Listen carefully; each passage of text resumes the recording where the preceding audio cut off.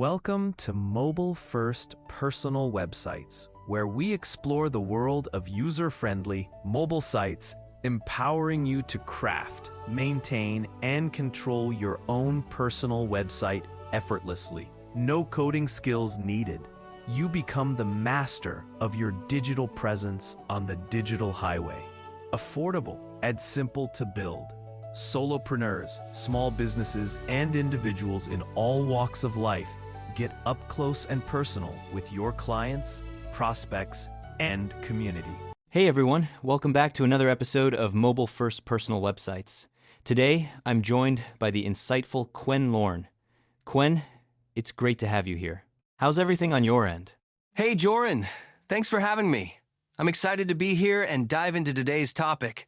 Everything's going well, busy as always, but I'm thrilled about discussing the differences in web editors with you. Busy is good, right? Keeps the excitement alive. Speaking of keeping alive, let's jump right into the heart of it. We've talked a lot in our previous episodes about how digital business cards can really transform networking, but today I want to expand more on the tools we use to create those digital assets, specifically web editors. Quen, with your experience, how would you compare traditional web editors with something like the MobileFirst adaptive editor we use on MobileFirst-Personal websites? That's a great starting point. Traditional web editors, as you might know, have been around for quite a while. They're often desktop-centric, designed during a time when users primarily accessed websites from personal computers. They can be powerful tools for those who know how to use them, but they can also be incredibly complex, laden with features that aren't necessarily intuitive for everyone. Mobile-first adaptive editors, on the other hand, are intriguingly different. They're designed with simplicity and accessibility in mind, especially considering today's prevalent smartphone usage. Absolutely, and that's one of the things I love about using a platform like MobileFirst-Personal websites. The mobile-first technology caters directly to a modern audience. It anticipates that people are constantly on their phones. Could you share how you see this approach impacting personal brands and individual entrepreneurs? Absolutely, Joran. The impact is profound. For entrepreneurs, especially solopreneurs and small business owners, time is always of the essence. With a mobile-first adaptive editor, the emphasis is on user-friendliness and efficiency. People can focus on their content rather than the intricacies of site-building mechanics. This doesn't just save time, it allows individuals to pivot their digital presence quickly. The fluidity of adapting a design, or the ease of updating information, becomes second nature, which is vital in maintaining a dynamic presence in today's fast-paced digital landscape. I couldn't agree more. There's definitely something special about technology that doesn't stand in your way. I remember last time we touched on the power of turning personal websites into progressive web apps. You see that as another layer where these modern tools like MobileFirst-Personal excel, don't you? It is indeed another layer of excellence. The idea behind progressive enhancements like turning a website into a PWA with platforms like MobileFirst-Personal is about pushing the envelope of accessibility and engagement. It ensures that users can have your content at their fingertips in the most versatile form. And for the user, it becomes a matter of convenience, providing app-like experiences without the clunky App Store propagation. That's such a compelling vision for modern web building. Let me paint a bit of a scenario, Quen. Imagine a young professional. Let's call her Mia. She's trying to build her brand but doesn't have much experience with web development. She's deciding between a traditional web editor and mobile first. How do you think this concept would play out for her? Mia's scenario is quite relatable. If she opts for a traditional editor, she'd likely face a steep learning curve. She might find herself weighed down trying to understand coding basics, or searching for countless tutorials online, potentially leading to frustration and wasted time. However, with Mobile First, she'd encounter an intuitive user interface designed to guide her through each step with ease. She could spend more time curating her content and refining her brand message without getting bogged down in technical details.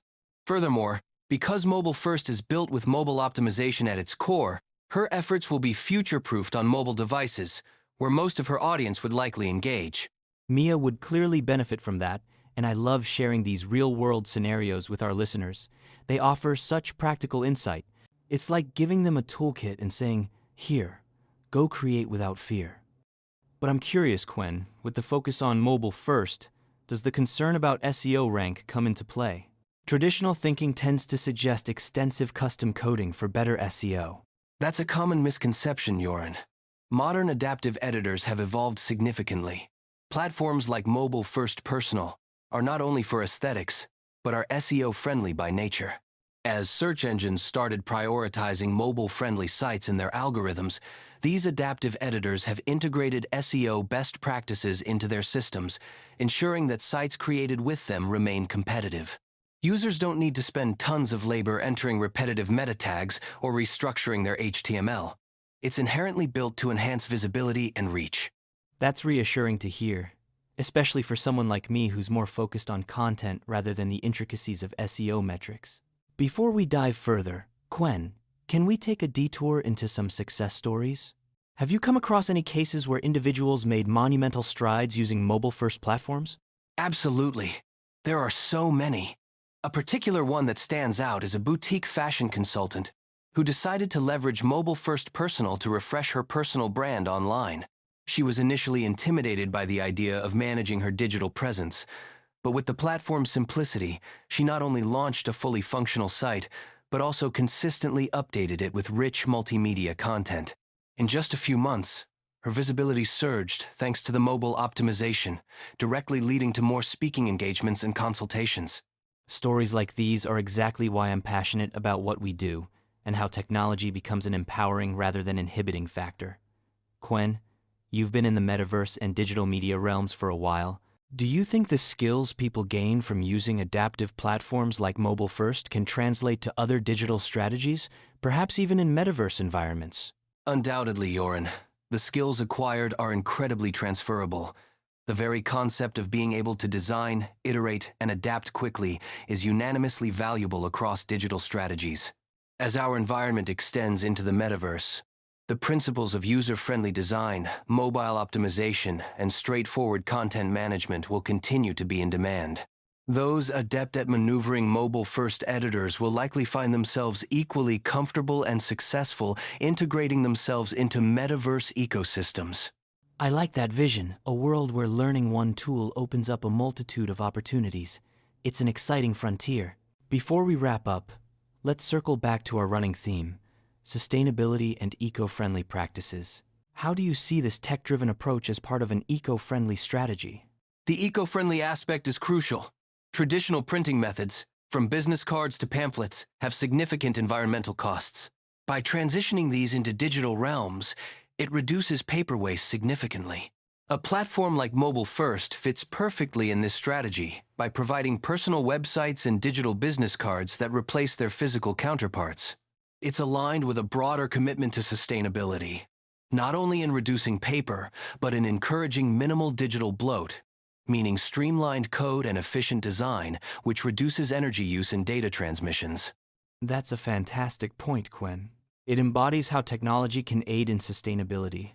And pursuing this pathway with the help of these innovative editors is not just about keeping up with trends, it's about making informed, responsible choices for the future.